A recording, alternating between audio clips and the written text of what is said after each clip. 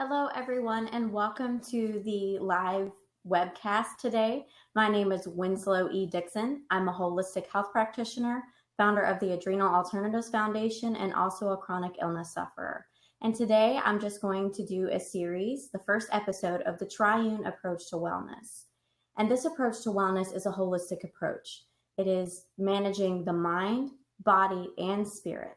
And so as a holistic health practitioner and someone who struggled with health myself, I have created a program that keeps me alive, and also I want to help other people with it. My education is through the University of Natural Health, where I studied holistic health and nutrition. So I have had to put a lot of pieces together in my own life. I also have Addison's disease, endometriosis, and medullary sponge kidney. So I have been on both sides of the stethoscope, so I am here just to help with my program of the Triune Approach to Wellness. So today's episode is going to be on the body and why physical self-care is the first step to achieving quality of life. So the first step is understanding your basic needs. And I can't stress the importance enough of just basic things. And you think it's simple little things like eating and sleeping don't really matter. But when you have an underlying health condition, or even if you don't, those things are what builds your health. And a lot of my research comes from Maslow's hierarchy of needs, which you can look up in Google. I wish there was a way to pull up a chart. But when you study Abraham Maslow's theory, he has this triangle. And the triangle holds in it specific things that are part of the human experience. Success, love, and at the bottom of this pyramid are basic needs. And his theory is that in order to have a full quality of life, in order to have things at the top of the tier, which are love, marriage, career, success, finances, you have to have the basic needs first, which are food, shelter, comfort, safety. Basic needs have to come first. And in this busy current world, I think sometimes we try to look at the big things before we're looking at the small things. So today's episode is going to be on basically how to find these little things and how to find synergy in your body first. Throughout this series, we're going to talk about how to find synergy in all the areas and how they can work together. But today we're going to focus on the body. So the first step towards the Triune Approach to Wellness is understanding your basic needs. Today, we're going to talk about assessing your health, your body, and what you specifically need for your lifestyle. Like I said, with Maslow's hierarchy of needs, he stresses how important it is to have those basic needs first. It's impossible to have a quality of life if your basic physiological needs are not met. The first step is finding those things and assessing your life.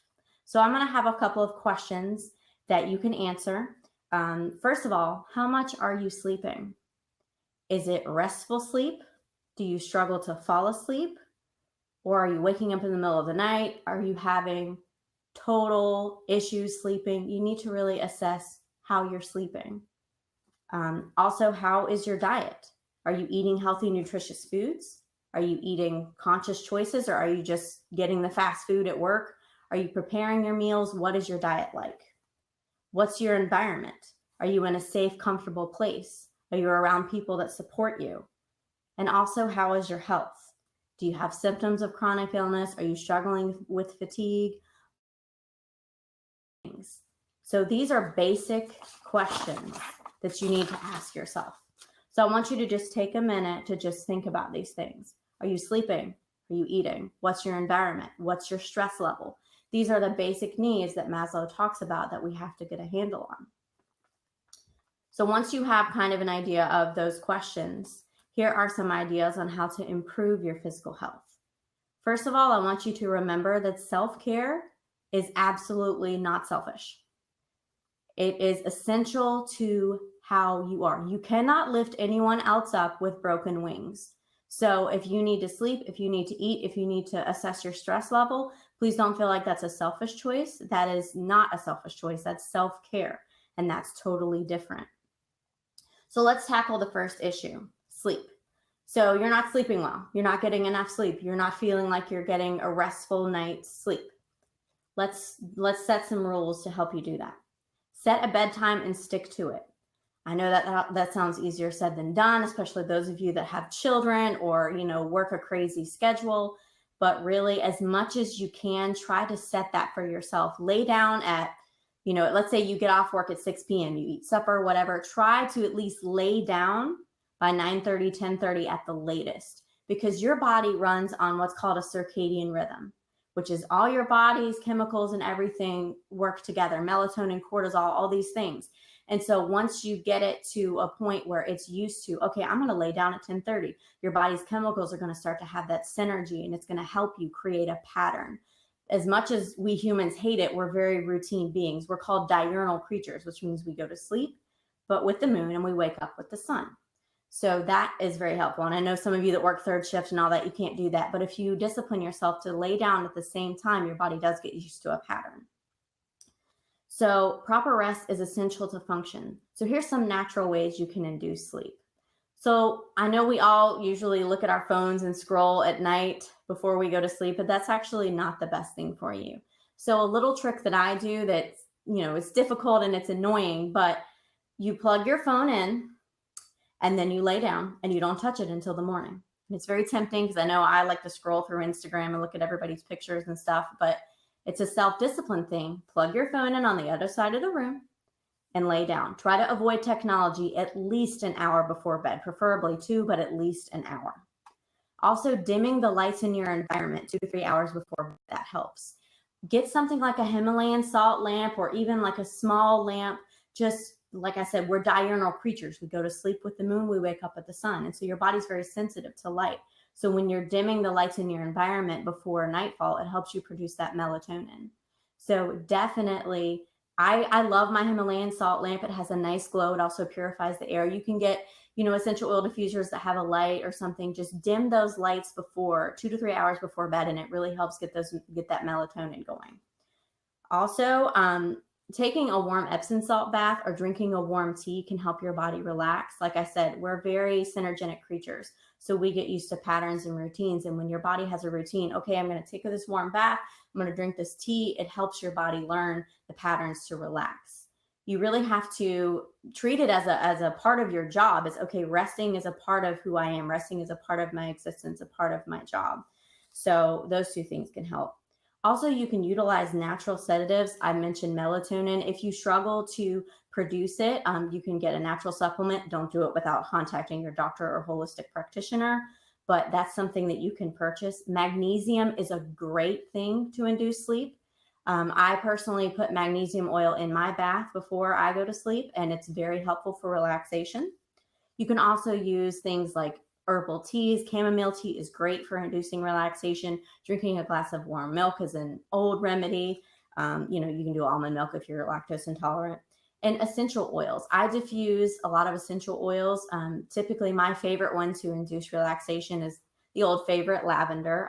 You can also use chamomile or ylang ylang or any of those other essential oils. But those are some great natural sedatives. If you are still having trouble sleeping, you can talk to your doctor. I know there are so many opinions on sleep aids and stuff like that, but the bottom line is you need to be resting. And so if you need temporary help with a medication to do that so your body can heal, there's no shame in that. Like I said, talk to your physician.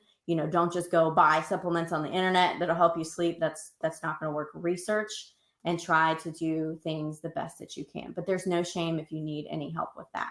I'm all for natural medicine, but I also believe that there is a place for medications as well. So talk to your physician if you're really struggling to sleep. And another natural tip for sleeping is sun exposure. The research has shown that even 15 minutes of direct sun exposure can help your body regulate cortisol and melatonin. So when you have the sun exposure during the day, it helps your body realize, okay, I'm awake, I need to be awake. The sun has been used for many, many centuries. Even people that have meditated and things like that, Taoism and that sort of thing, they use it to awaken the senses. And also, your body reacts to nature. It does. That as a holistic practitioner, I've studied that. But having that 15 minutes or, however amount of time in direct sunlight is going to help your body so that you can go to sleep easier. I have found that personally, if I'm in direct sunlight, I do sleep better. For whatever reason, I guess we were just made that way, whatever you believe. But the 15 minutes of exposure definitely makes a difference for me. So that's on sleep. The next basic thing is nutrition. And I know everybody says, oh, McDonald's is terrible and drink your water. Okay, yeah, I get that. But sometimes it takes a little bit more than that. I'll give you an example. For me, I have to take steroids for Addison's disease. And anybody who's ever been on steroids will tell you that you will gain weight even if you're just drinking water. So my approach to nutrition has been very much, I don't want you to think of nutrition as a way of, oh, I'm going to be fat, I'm going to be skinny. No, nutrition is your body's first medicine. Nutrition is your body's first food. Nutrition is what you give your body. It's like a car. You're going to put crappy gas in your Mercedes, or are you going to put decent gas in it? I mean, that sounds like a silly thing, but this is your body. This is your vehicle. And so you want to put in it the things that are going to help it run the most efficiently. That does not include ding-dongs and ho-hos and McDonald's food. And you want to give it vegetables, fruit, and meat, whatever you believe. I know there's a lot of vegans and all that, but depending on your specific body, depending on your specific needs, everybody's different. So I'm not going to sit here and say drink kale juice, even though I do that. Different things work for different people. So I'm going to give you some tips just to try to assess your nutrition. So the first thing you can do is be aware of what you're putting in your body. Can you honestly say that you're reading labels? Can you honestly say that when you go to the grocery store, you're looking at what you're buying? What's in it? Are there GMOs in it? Is there citric acid in it? Is there preservatives in it? What are you putting in your body? Are you reading labels? Are you getting nutritious food? What are you eating? Like, you really have to get an understanding of what you're putting in your body, because you don't know. Like, I keep mentioning McDonald's, but I call it smush meat. You don't know exactly what's in their chicken nugget, because there's no natural thing that's a chicken nugget. It's a smushy little sponge thing. So, I'm not ragging on McDonald's, but I am. There are definitely different things you can do. Avoid GMOs, avoid saturated fats, avoid refined sugars, avoid MSG, avoid preservatives as much as you can. It's not, it's not the easiest thing, but if you're struggling with your health or weight loss or anything, toxic exposure is the number one thing you need to look at. So for example, I mentioned citric acid. I have a kidney disease. So citric acid absolutely destroys me. And I don't exactly know why. It's got to do with all these different chemicals and things. But with my kidney disease, I do not get near citric acid. It's in everything. It's a preservative, and it used to be made from lemons. Well, now it's commercially made from mold. And you can look this up. They make it from black mold. I avoid citric acid like the plague. My health, my kidney disease has improved since I've avoided this. So really know what's going in your body. Read every label. Another trick is to track your caloric intake. How much are you eating and when? A lot of our weight and a lot of our issues do not come from exactly what we're eating, but how much as well. So you really need to assess, how much am I eating? When am I eating it? Because if you're not eating all day and all of a sudden ingesting 4,000 calories at the end of the day, that's going to mess your body up. That's going to mess your insulin production up. It's going to put you in insulin resistance and mess up your leptin levels. And you're going to really struggle hard with that. If you have no caloric intake and all of a sudden all those calories are dumped into your body, it really is the best to track your caloric intake and when you're eating it. There are plenty of apps that can do that for you. There's, journals you can keep track of. Mine that I've published is available. There's also apps like MyFitnessPal that are free. You can definitely track it. So I do recommend that you track your caloric intake. And also prepare your food. If you are at work and you are starving and you are super hungry and all this stuff, you're going to grab whatever because you're hungry. And they tell you never to go to the grocery store hungry. Well, it's true, because your hunger outrides your senses. And so Maslow's hierarchy of needs, you have to treat the base needs. Yeah. In your mind, you shouldn't eat the donut, but if you're hungry and the donut's right there, you're going to eat the donut. So preparation is truly the key to nutrition. Plan your meals. If you have to be out, say, okay, well, my job is here and there is a Wendy's over here, so I can get a baked potato or a salad or something like that. Just plan ahead so that way you're not starving and you're not tempted by the coffee cake at the water cooler. Preparation is the key to nutrition. And also tracking how you feel after you eat. Certain people have certain diet triggers. For me, I don't do well with dairy. I don't think I'm lactose intolerant, but dairy is a histamine increaser with people that have autoimmune issues. So track how you feel after you eat. If you feel worse after you're eating something, that might be a clue that you need to eliminate that. There are many autoimmune protocols I put my clients on and things like that. Just track what you're eating and how you feel afterwards. Like I said, there are many platforms. MyFitnessPal, the journal that I've published, is available. Really keep track. Even if you get your own notebook and just write stuff down, really track how you feel after you eat. And this is common sense, but I'm going to say it anyways because I'm just as bad at it. Drink water. Water is what you are made of. You are, I think they say 70% water. I don't even know the statistics. You'll have to look that up. But you are a large percentage of water. And so you need to be drinking water. Now, I'm not saying, go and just be a fish, be peeing every 2 seconds, but you really need to hydrate and make sure that your body has enough water. Symptoms of dehydration are dry eyes, dry skin, thirst. Just listen to your body and make sure that you're hydrating it as well as you can. Avoid sugary drinks and avoid caffeine if you're struggling with your quality of life. Caffeine is a stimulant. It's bad on the adrenals. It's bad on the cardiovascular system. So really the best thing you can do is give yourself water. Herbal teas are the next best thing, if you have to have something that tastes like something. But really, drinking sugar is probably the worst American habit that we have. And it's so harmful to us. So if you can avoid the soda, avoid the sugary drinks, avoid the 7-Eleven slushies, that's pretty much your best bet. So that's as far as nutrition goes. So let's look at your stress levels, ways to improve your stress levels. No one lives a stress-free life, and I'm not going to sit here and act like I'm some Zen fairy princess that has no stress. Everybody has stress. I know everybody does, and so I'm not trying to promote that, if you eat a kale or do a yoga, you're going to be a Zen fairy. I'm sorry, that's not the way that it works. But there are ways that you can improve your stress levels. So first thing to do is assess what stresses you out. Is there anything at all that you can avoid? So let's talk about, for example, a stressful situation at work. Let's say there's this coworker. Let's call her Jane. Jane undermines everything that you do. Jane has a bad attitude. Jane is always saying snippy comments. Jane talks about you behind your back. And you just hate going into work because you got to deal with Jane. Now, can you just go quit your job? Probably not. But let's assess things and see if you can find an improvement. Talk to your supervisor. Talk to Jane directly. What's your problem? I'm all for, I'm not going to say confrontation, but I think there are so many issues that we could avoid if we were direct with people.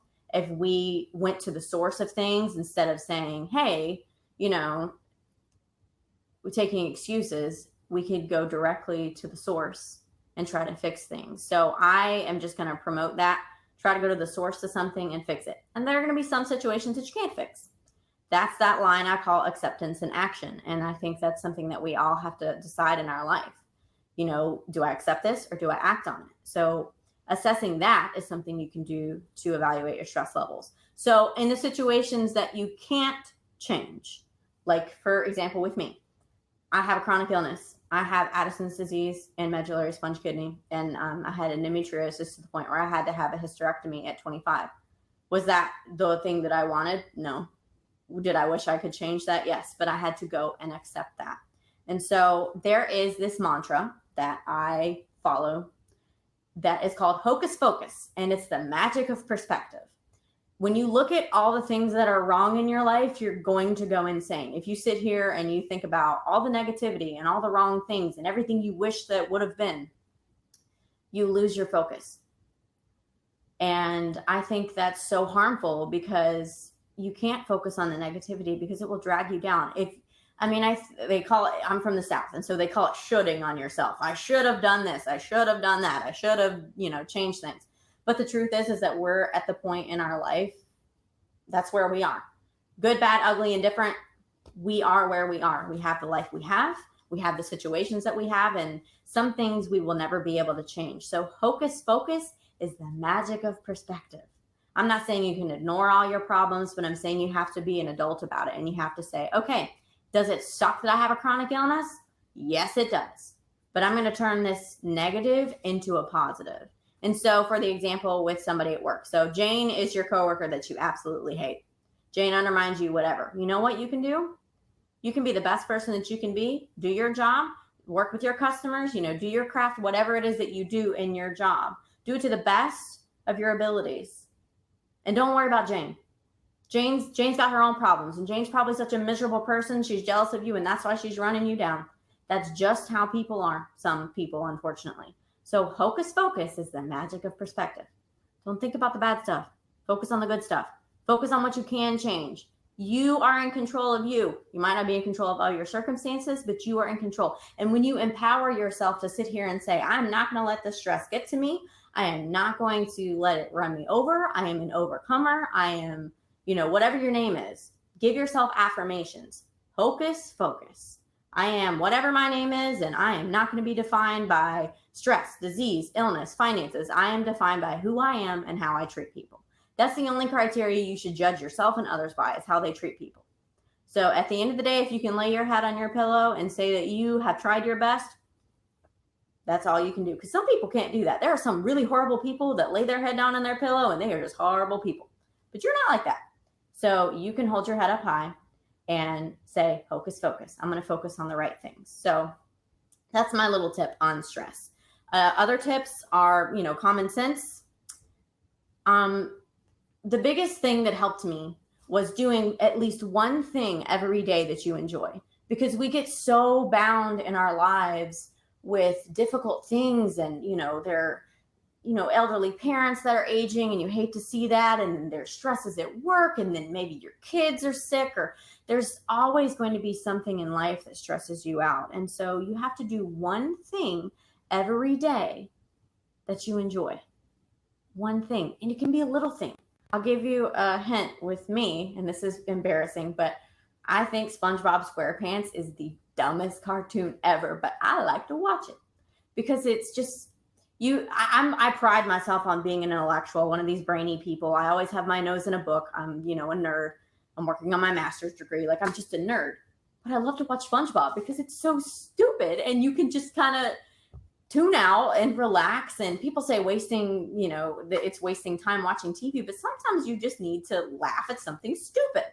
So give yourself, permission to do one thing every day you enjoy. Watch a stupid cartoon, take a hot bath, take a walk, sing a happy song, go cuddle with your partner or something like that.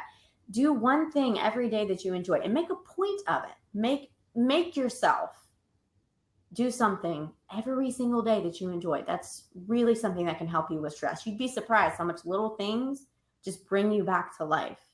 Like I said at the beginning, this is mind, body, spirit. They're all connected. And so, if you're drinking the kale and making yourself exercise, but you're not happy, what's the point of extending your life if you're freaking miserable? Enjoy your life. It doesn't have to be all rigid and crazy. Enjoy your life. Do one thing every day that you enjoy. Also, avoid negative people as much as you can. I know that there are sometimes you can't get away from these people, but if there's somebody that's tearing you down, you don't deserve that.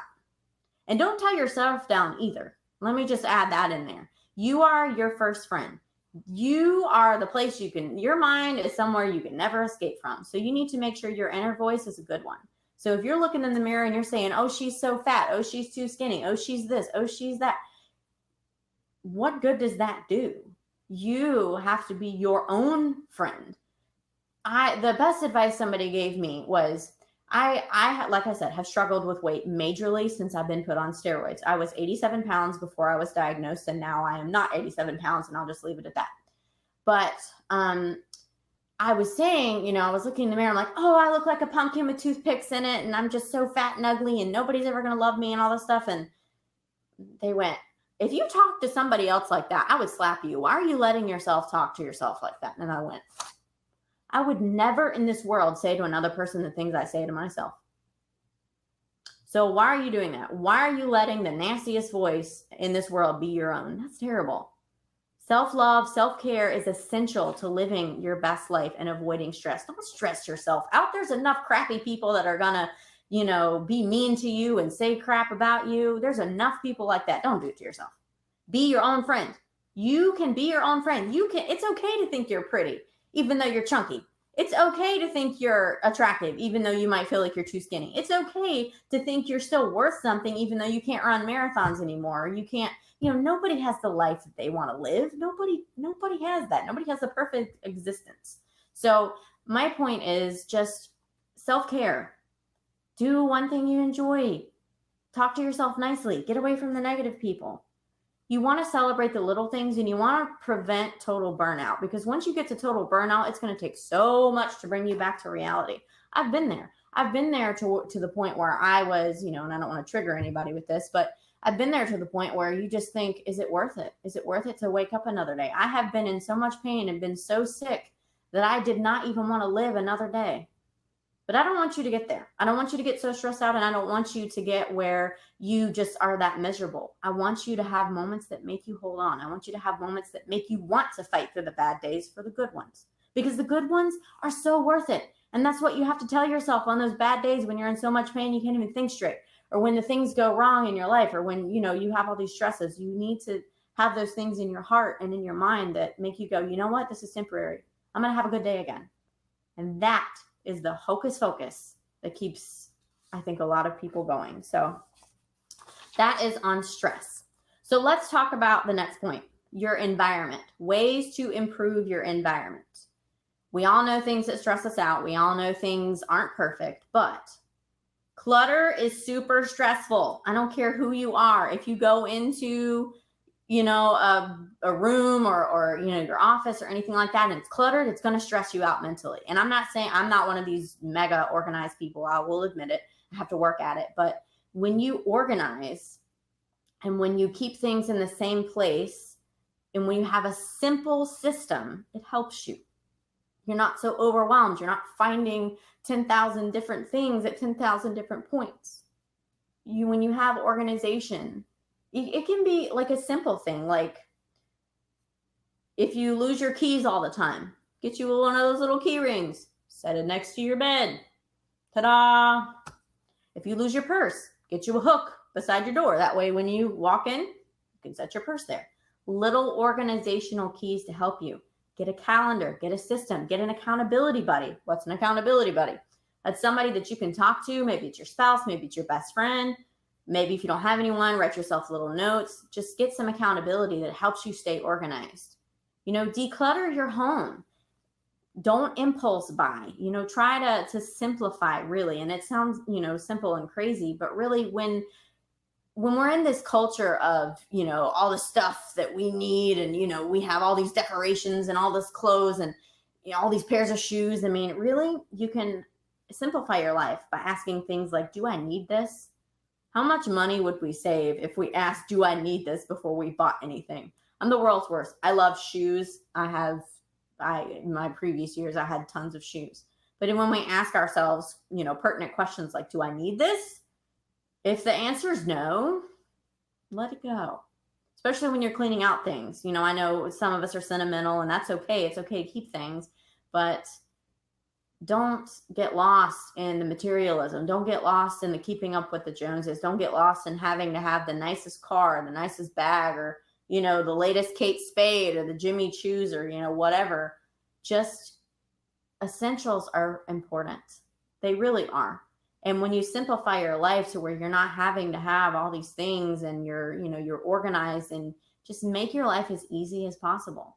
You want to eliminate things that are going to be stressful. And so if you have all these excess things that you don't need, that's adding stress to your life. So simplify. Get a system, simplify. An accountability buddy is a great thing. Also, you can add calming elements to your environment. I mentioned Himalayan salt lamps, essential oil diffusers, all kinds of stuff like that. Those are things that I use that I really, really enjoy. I especially like the essential oil diffusers. I like coming in and having the different scents, and it's just, you get used to it. And like I said, the Himalayan salt lamps are great for the evening because they kind of give a dim light, and they also clean the air. So, and even other things like pictures of your loved ones can provide a lot of comfort. You look over and you see grandma's picture, and she might not be here on the earth anymore, but you still think about her and you treasure her memory. Artwork that you've done, artwork that your kids have done, crafts, or, whatever. Fill your home with things that you enjoy and that comfort you. If there's art that you like, if there's, certain types of things like lamps or sculptures or whatever, make your homes a place that's comfortable, a place that you're going to enjoy. Because like I said, the point is not to endure life, it is to enjoy life. So make your home, your environment, whatever, as enjoyable as possible. Also, keep the temperature comfortable. And this sounds really stupid, but one reason that I got as ill as I did with my illness is because I live in Florida and I lived in a place that didn't have air conditioning. And I have what's called a salt wasting disease. So my body doesn't hold on to electrolytes very well. And I got very, very sick because I wasn't in a temperature controlled environment. And people can look at you and act like you're a baby or, you know, a brat or something just because you need air conditioning. But the truth is that like nobody likes to be hot and nobody likes to be cold. So you need to make sure that the temperature in your home is comfortable, you know, if at all possible. Get fans, get heaters, whatever. You know, it sounds like common sense, but it's something I clearly missed. So I'm just going to mention that.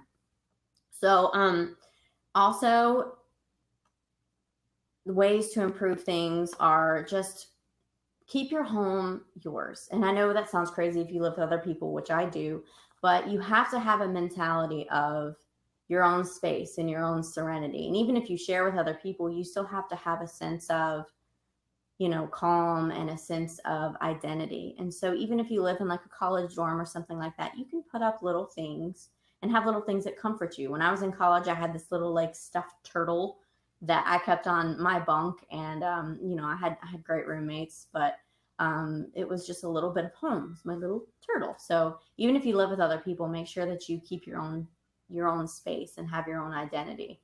I know, you know, in a college dorm, or you know, if you live with family, that can be irritating, but just try your best to have your own space and make sure you have a place where you can relax and rewind and have serenity.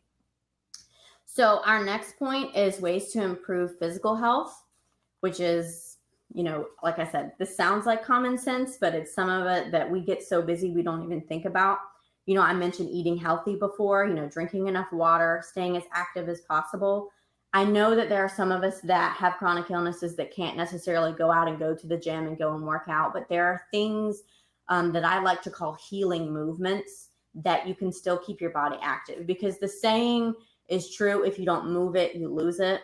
And I massively found that out when I had my seizure and I was bedridden for 6 months. It took me almost a year in physical therapy to be able to walk again, to be able to put pants on again, to be able to hold a spoon.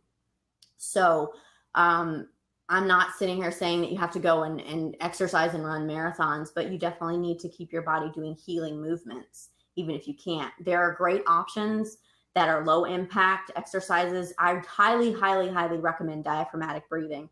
And if you're not familiar with that, email me, you know, we can talk about it. But basically it's strengthening your core. You can do it laying down, you can do it standing up. It's very good exercise that keeps your core, your muscles going, and it's very low impact.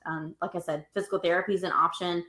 There are also things you can do at home. You can look up programs such as Sit to Be Fit, which is it's a program designed for the elderly. It's very low impact and it's great for people who struggle with chronic illness or mobility issues. There is a program called T-TAP, which is also low impact. It was designed by Teresa Tapp, who just recently passed away, but she has a great program that's low impact. There are many programs that are just excellent for that. You can get them online. You can YouTube them, you know, look them up. You can also go to your local library. A lot of times they have free DVDs that you can look up.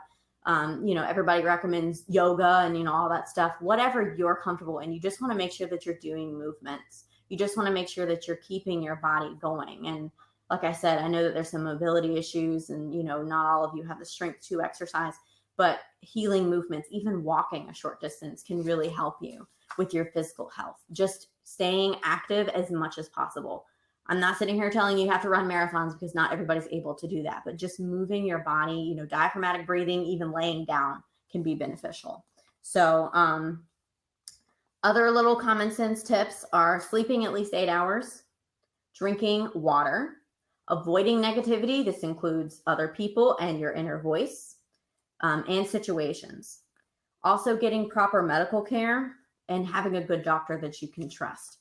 This can be a needle in a haystack, especially for those of us that have rare chronic illnesses or multiple illnesses.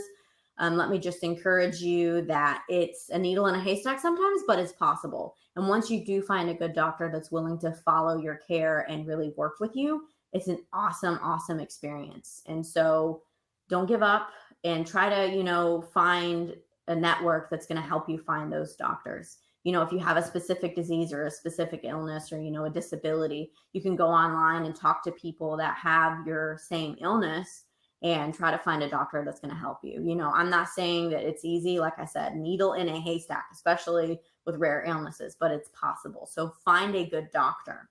And also taking your medications and supplements as needed. Like I said before, I am a holistic health practitioner. I am all for natural things. I am all for, you know, the herbal route. I'm all for supplements and all that. But sometimes it takes pharmaceuticals. Sometimes it takes, you know, both. I think it takes both modern and holistic medicine to really have the best life possible. So be sure you're taking your medications and supplements as your healthcare team suggests.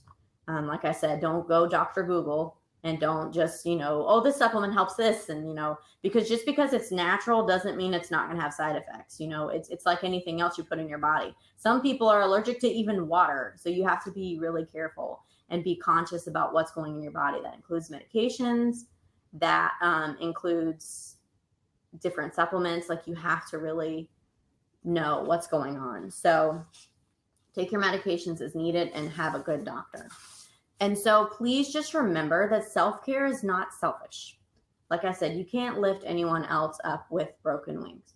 Taking care of yourself is just beyond essential to your own quality of life. And I'm not saying be selfish. I'm not saying become a queen bee or, you know, a dominant alpha, whatever. You have to take care of yourself so you can take care of others, so you can be the best person that you could be. Joyce Myers has a quote that says, the best gift you can give the world is a healthy you. Well, that's true, because if you think about it, if you're run down, if you're not mentally, physically, emotionally, spiritually where you want to be, where you need to be, you're not going to be able to be at 100%. And so if somebody needs you, you can't be 100% for them because you're not even 100% for yourself. So let me just drill that into you, that self-care is not selfish. And if somebody tells you that it is, they're one of the negative people that you don't really need to be around. So I hope that these tips have helped you. Again, this has been the Triune Approach to Wellness with me, Winslow E. Dixon. I will be doing a 4-part series. This was on the body. The next one is going to be on the mind. I have it scheduled for next week, so you can tune into this if you would like to join the broadcast. Let me answer some of these questions that came up. What is your opinion on the ideal time of required sleep? So with my training and my licensures, there are many different opinions on how many hours of sleep. The standard is minimum 8 hours. So, but that being said, everyone has a different circadian rhythm. Circadian rhythm is what controls your body. Circadian rhythm is your own body's internal clock. So basically, in your brain, you have your pituitary gland, and it has all these chemicals and all that, and I won't bore you with that. But it has a time that works for you. That's why some people are morning people and some people are evening people. Standard is 8 hours. Some people require 12 to function. Some people can run on 4. Basically, I just want to give the advice to listen to your own body.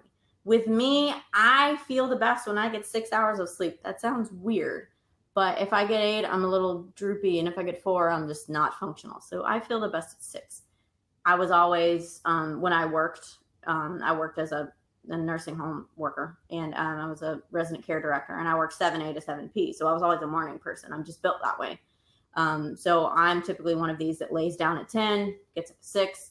That's kind of how, you know, I feel. But you have to look at your own life and your own body, because everybody's different. Everybody has a different circadian rhythm. And so you might feel the best with 12 hours of sleep. Let me just encourage you that that's not lazy. That's just who you are. Some people do best with intermittent sleep patterns. They can, you know, go to sleep at midnight, wake up at 6, and then they nap again at 2 or something. Everybody has a different circadian rhythm. And I think we're designed that way because, I mean, think about how many jobs that have to go on in the world. Some people have to work third shift, and some people have to work, you know, different hours. And so I think we're all just made where we're meant to do different things. So you just have to know your own body. But standard procedure is minimum 8 hours. So I don't see any other questions. So let me just recap. Basically, you have to have your basic needs first before you can ever get to financial stability, successful career, all that stuff. You have to have your basic needs. So make sure you're eating well, make sure you're sleeping enough, make sure that you're having the least stressful life possible, and make sure that you're actually doing things that you enjoy. Because what's the point of extending your life if you're freaking miserable? You know, and I say that bluntly, but it's I think it's something that we all miss so much, is that we're here to enjoy life. We're here to enjoy our experience as humans. We're here to, you know, experience other people, and, you know, all these, think about how much is in the world, you know. We're meant to enjoy it, not endure it. So I just want to encourage you that taking care of yourself is not selfish, and it's okay. It's okay to do these things for your health. So again, my name is Winslow Dixon. You can contact me at my website, winslowedixon.wordpress.com. And this is my Zubia channel. So I thank everyone for tuning in. Wishing you all hope, healing, and happiness. Thank you.